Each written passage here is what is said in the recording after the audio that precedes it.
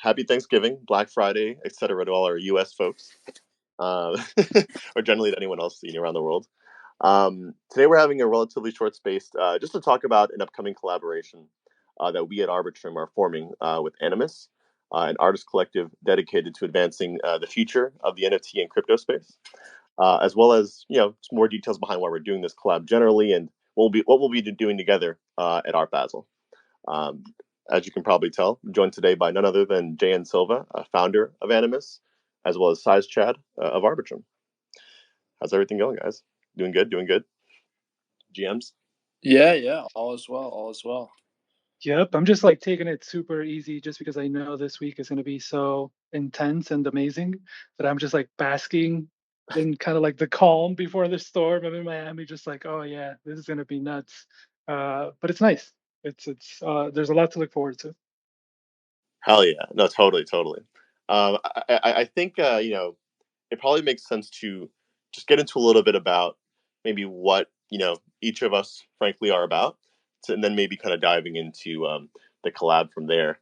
So maybe, Jan, if you don't mind, can you maybe give us an idea of what Animus is for those that aren't familiar?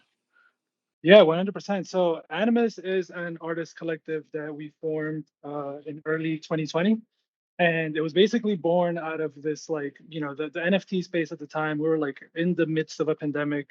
Creatives everywhere were like out of work. It was like a very sad time. And I was already involved in the crypto space pretty heavily.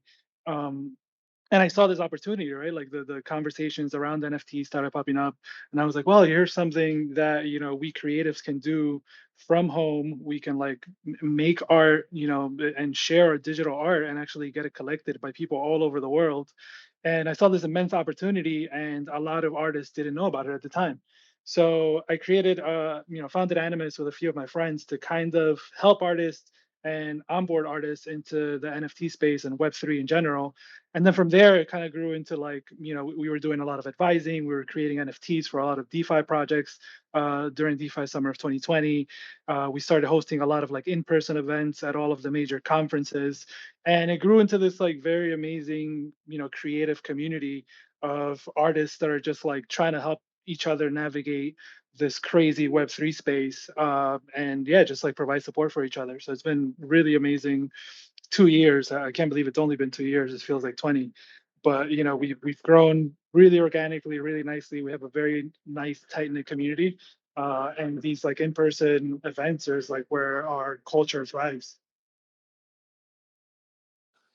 Well, that's cool. So originally you came kind of from the art world and you somehow kind of landed within the crypto space.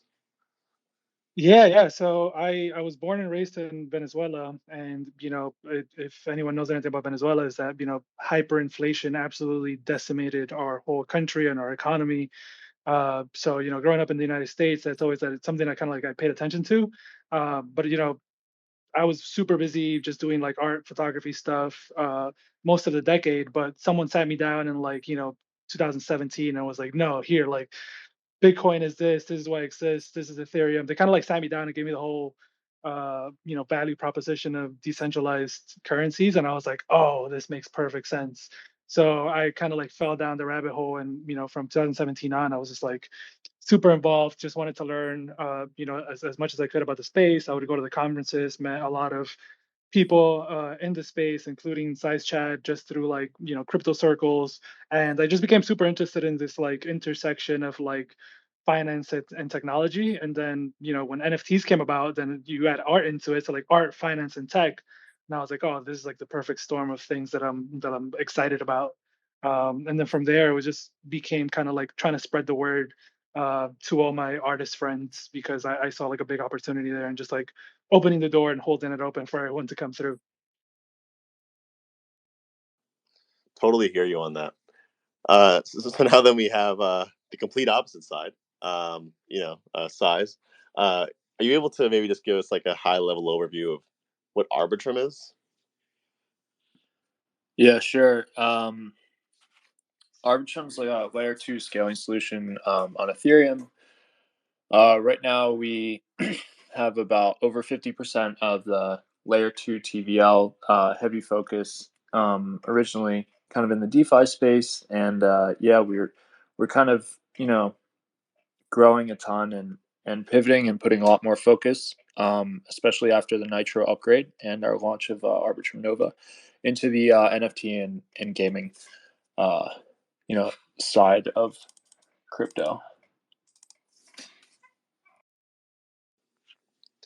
Yeah, and I think like I mean, frankly, I'm sure on both sides, like you can like go into like so much detail, but I think considering that the space is really meant for kind of like catered towards artists.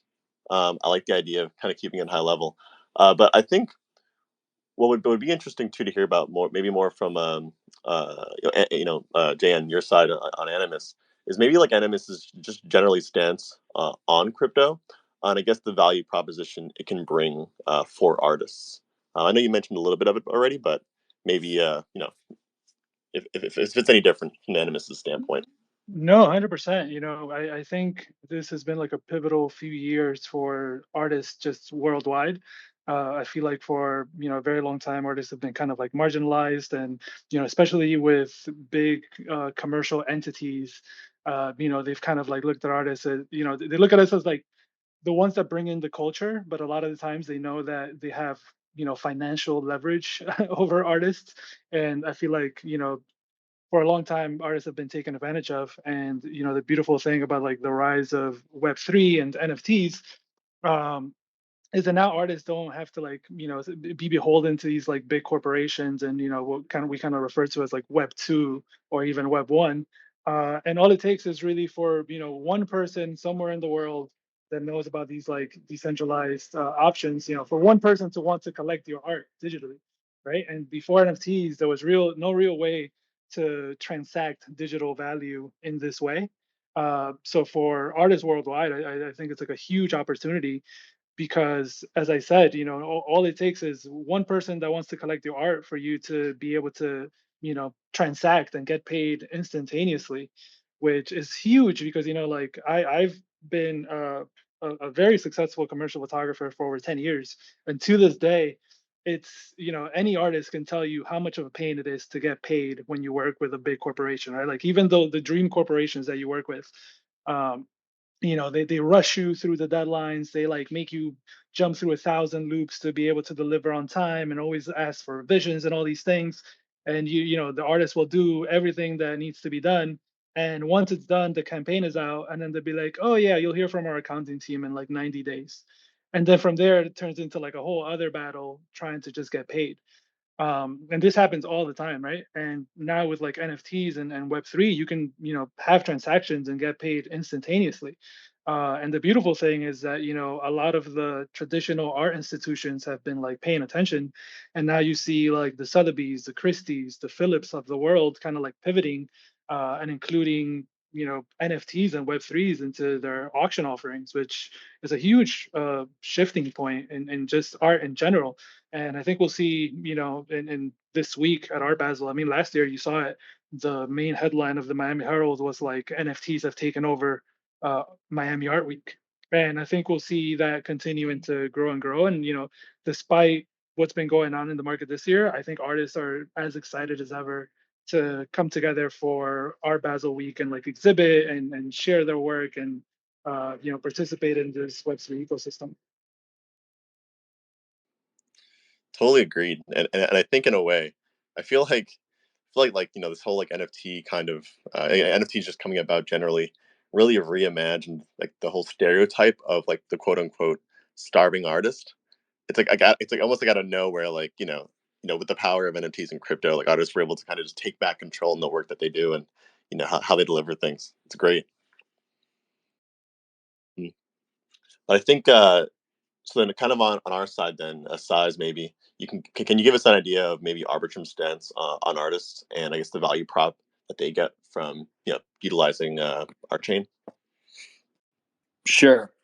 So over at Arbitrum, one of the value propositions is basically um, NFTs, especially during periods of tons of volume, um, become expensive to mint. And on Arbitrum, you inherit the security and the decentralization of Ethereum while decreasing fees, by from sometimes tens of dollars to just a few pennies. So that's pretty cool from a crypto perspective. Is that those like ideals are very important to people. And then we've always kind of supported artists.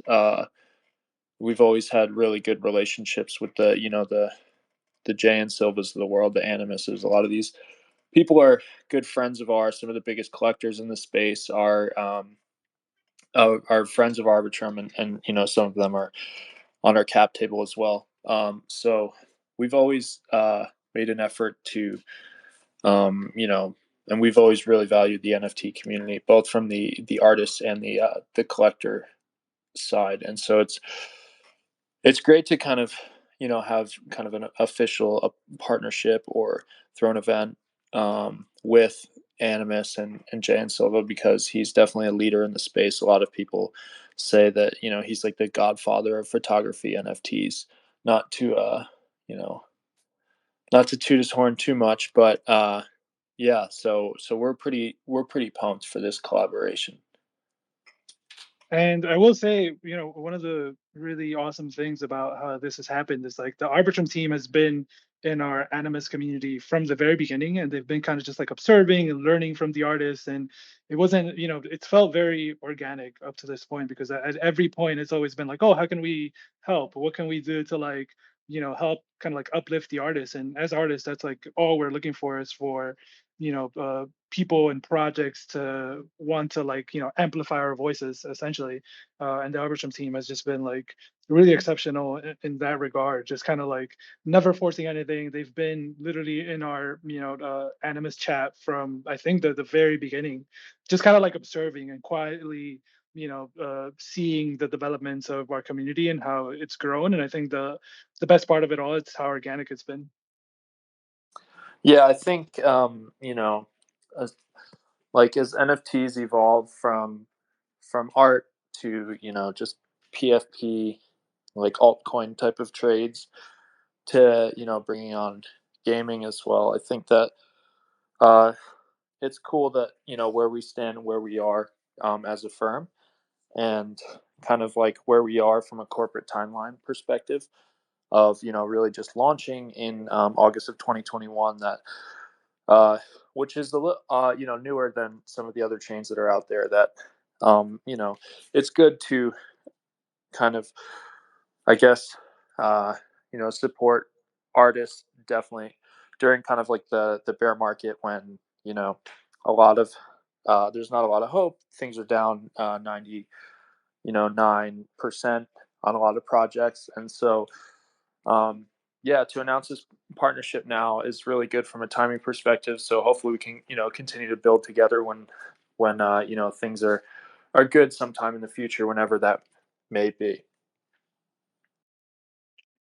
I think we gotta resume up only after this announcement. It's simply the only way. Right? Yeah. I'm trying to be bullish, right? So I think that they start to lower rates second half, not to get off topic, but second half of 2023, and Bitcoin halving 2024. Markets peak, 1.7 years after that. So who knows? Hopefully, I'm really stoked for NFTs going forward, and looking to invest in some art. I'm unannounced, but there's some pretty big NFT folks that are friends of the show at Arbitrum, are going to be launching their artist focused NFT marketplace that will be Arbitrum native. So we're really really excited for that, and hopefully that comes around, I don't know, late Q4, maybe early Q1.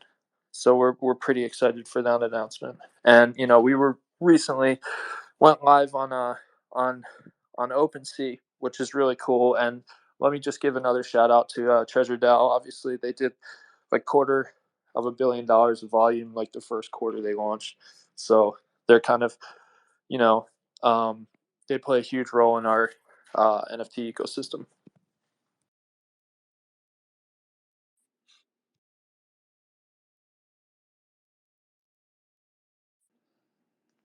Yeah, I think actually, before we get into the our collaboration and maybe what it entails, uh, Dan, if you don't mind, maybe like from your point of view, obviously, like as an artist, what do you think has been maybe the hesitation behind like maybe some of your other peers about joining or like really kind of embracing the NFT/crypto space up until this point? Just in general, you mean like artists overall that aren't into Web3 and NFTs? Yeah, just generally. Yeah, I think one, it's pretty daunting for anyone that's not tech savvy to look at all, even just hearing some of the sentences that fly out of our mouths when we're just like in regular conversation about Web3. If you don't know what we're talking about, it can sound like extremely dense and daunting, right? And I think that's just like the biggest barrier of entry is how difficult it sounds, right? And then once you break through to that, and I'm like, well, it sounds a lot more difficult than it is. Like a lot of these things are just like, browser extensions that live on your computer. And then, this thing that's cold storage is literally just like a USB stick that you stick onto your computer. And then, once you expand the security, also that like how daunting it sounds to be your own bank, right? And hold and take care of all these private keys, right? There's like different layers to different barriers of entry. And I think as time is going on, everything is getting way more accessible, right? Like when I joined the space, like even just making one transaction felt like I was writing code in the matrix, right? There's like 2017, and now it just takes like a few clicks. So I think that's on one side of it is kind of like the how daunting it sounds. Two, I think the environment conversation really took over, and people like really uh, over sensationalized it and really ran with it for a really long time.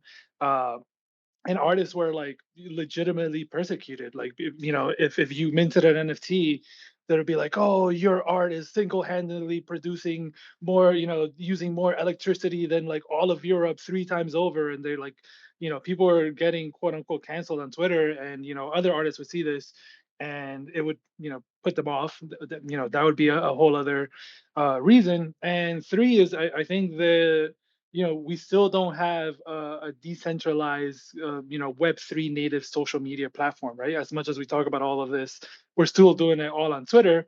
And truth of the matter is, a lot of artists just aren't privy to what goes on Twitter, right? Like I have a large part of my uh, creative community just lives on Instagram, and a lot of the younger people are just on TikTok or even Snapchat, and they're just not like interested in what happens on Twitter. For them, Twitter is like an older people's platform. So I think all of these things combined, have kept a lot of people away. And then additionally, for anyone that kind of missed that original, quote unquote gold rush that happened in 2020, 2021, I felt a lot of people just continuously felt like, oh no, I missed out. Like I missed out on NFTs. Like it's too late for me. And I think what myself and Animus continue to do is just assuring people that it's like no, like it's still super early. Everything is still getting developed. Like people are still building the tools that are eventually going to bring in that mass adoption that we are all looking for. And I kind of equated to like it took me like 2 years to make a YouTube account in whatever it was, like 2008 or something. And when I made it, I was like, oh God, I'm so late to this YouTube thing. Right. And now people see my YouTube account and they're like, holy crap, you made a YouTube in 2008. You're like a mega OG. Right. Same thing for Instagram. Like I didn't make my Instagram account until like after a year that it had launched. And when I made it, I was like, oh God, I missed out on this Instagram thing. Damn it. But now people see that I made an account in 2012, I think it was, and people are like, "Oh my God, your Instagram account is so old." Right. And that's what I equate it to right now. It's like people that think they're missing out, like in 5 to 10 years people are going to see like, oh, what, you minted your first NFT in 2022, like you're a pioneer, right? And I think it's just like breaking through that mentality for a lot of artists. That's that's pretty funny and such a good point. Comparing like and YouTube accounts and Instagram accounts from 2008 and 2012 respectively. Respectfully. Yeah, that's a little analogy that I've been working on, so thank you. I can totally hear you there, especially on like like from the lowering the barrier of entry standpoint, like, especially from like a tech perspective, I think it's something that we at Arbitrum are definitely like really focused on. And honestly, like to your last point, just making it clear that like we're here to support artists, and I truly believe that there's no such thing as being late, especially when it's stuff like that. And then then even in this space, like I feel like the only time you're late is if you just don't do it. You know what I mean? 100%. Yeah, and I think just to like add, sorry to cut you off, but like it just hit me like one big barrier of entry is like, we talk about how entering the space can be so life changing for a lot of artists, and myself at least, I'm talking for like a very privileged like first world position, but I was trying to onboard a lot of my creative community in South America, and in 2021 I had a lot of friends who had collections ready to go, and they'd be like ready to mint it, and they'd be like, "Oh, this is going to cost me like hundreds of dollars to mint," and that is just like simply impossible. Like a few $100s is like more than a month's salary in Venezuela, at least where I come from. So a lot of artists would be like, "I can't do this, right? I just don't have the means to even gamble on minting a collection because what if it doesn't sell, and I just spent like a whole month's salary on a transaction, right?" And I think that's something that like people are taking for kind of granted now is that fees seem to be kind of like bottoming out again, but once the activity comes back, and once the markets get going again, the transaction costs will they'll skyrocket again. And I think that's why I'm super excited about this collaboration with Arbitrum, because that's what you guys excel at. Maybe you can talk a little bit more to that point. Yeah, sure. So, like you said previously, we basically lowered gas fees by like 99 some odd percent, while inheriting the security and decentralization of Ethereum. And when we've seen previously during large, you know, when gas becomes extremely expensive, that our fees with the Nitro upgrade have um,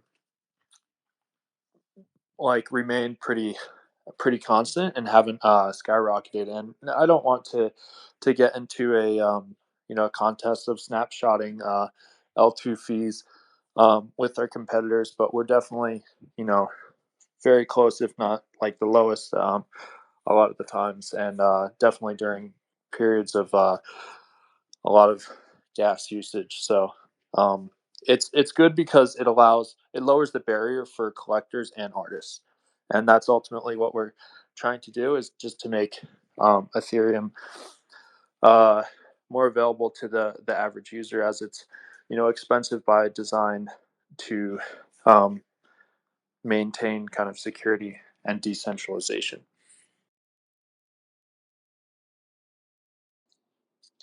Awesome. Yes. So I guess on that note, probably makes sense to talk a little bit about our collaboration that we've been talking about.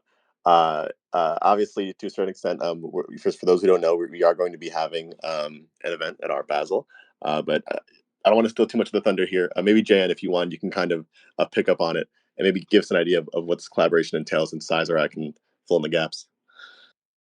Yeah, 100%. So I think, we've been talking for a very long time now on how we can like align our incentives and our missions to better serve artists, right? And I think that's one thing that both the Arbitrum team and the Animus team has like, we always put, our communities at the forefront, our artist community at least.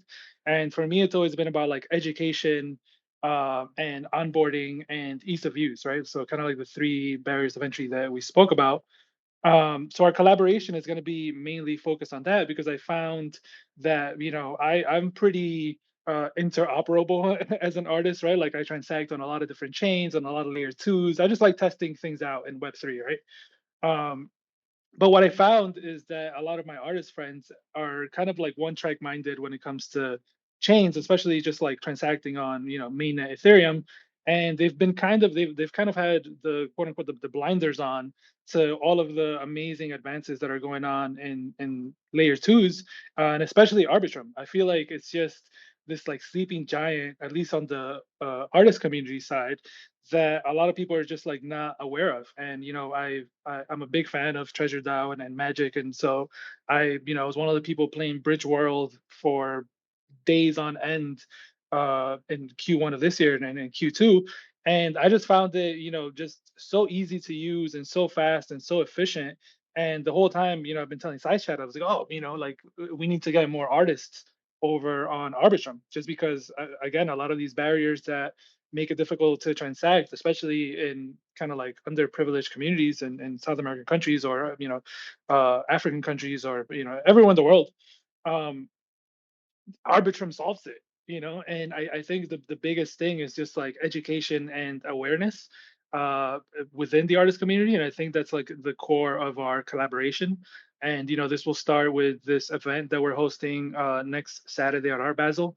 And on our end, we just got some of the like honestly dopest artists that that are in our community, and a few of them are going to be coming and doing live art our event. We have the super talented incredible artists coming through to DJ and do like a special DJ set. On the Animus side, we're making all of these like amazing super cool projections. So we're just gonna make it like a very immersive, artistic, event. But at the same time, we're gonna have the Arbitrum team come and just kind of like help artists understand, how they can get on Arbitrum and how they can start utilizing it and leveraging it, uh, for their projects. Because I think what we kind of like kept mentioning is that it's been this like chicken or the egg scenario where like, Arbitrum kind of wants artists to be minting on their platform, but artists are waiting for other artists to mint on it first, right? And especially now with the OpenSea integration, it's like easier than ever. And as Sai said, I've been privy to some like alpha of the things that are coming for these art marketplaces on Arbitrum, and I'm like, oh yeah, it's coming, right? Like the time for Arbitrum is 100% coming, and I think the collaboration is just to like get artists excited about all of the development going on in Arbitrum. Yeah, certainly. And to piggyback on that, it's going live on OpenSea, and then these artist focused marketplaces that will be um, launching native to Arbitrum going forward, which would be pretty cool. And as we grow as a firm and we have more tools available to onboard artists, we're really excited to kind of start this journey uh, with Animus and obviously JN, a good buddy of mine. So yeah, couldn't be more stoked. Awesome, yeah. And if there are any artists, in the crowd that are going to be in Miami, like during this time, like how would they go about getting access to the to this event? So we're keeping it pretty well curated, but for any artist, anyone that's here listening now, we're just immensely grateful that you joined us today. You can shoot Animus or myself a DM if you're going to be in Miami next Saturday, and we'll give you the invite link. And just be tuned to our socials, right? Both Arbitrum and Animus, because at some point of the week, I think we will share a little more publicly. Right now, we're just kind of like waiting because what happens is if you put it out right now, it'll start getting on all the spreadsheets of events and all of these things, and we want to keep it to like a kind of like a nicely curated vibe. But everyone's invited. Just you have to kind of go through that little extra effort of showing interest and hitting us up on our socials. Feel free to DM me. Just mention that you are here listening to the space, and I'll shoot over the invite link. But it's going to be really special. And we may have some surprises, and for anyone that comes through. Awesome. In that case, just because we are like a little crunched on time, I think we'll actually probably end here. But as Jan said, if you are interested in kind of learning more about the event, or even honestly just learning more about Arbitrum generally, if you are an artist, we're happy to kind of like give you kind of like an overview or whatever it is to help you navigate this space in an easier way. Frankly, just because as Jan said, it's it can be a little daunting maybe when you're first getting into it. 100%. And yeah, additionally, for any artists in the crowd or any collectors or anyone that's interested in NFTs, if you want to join our Telegram community, just shoot us a DM on the Animus account here. Make sure to follow the Animus account. We've been pretty quiet on socials over the past month or two, but it's because we've been like working so hard on everything that's coming up next. And this collaboration is kind of like the beginning of it. So be sure that there's a lot of really, really cool things planned for 2023. And we're gonna continue ramping up kind of like our in-person educational and onboarding events. And we have a pretty big NFT project coming out, and just a lot of really cool things in store. So make sure to follow the Animus account and DM us if you want to be part of our Telegram community.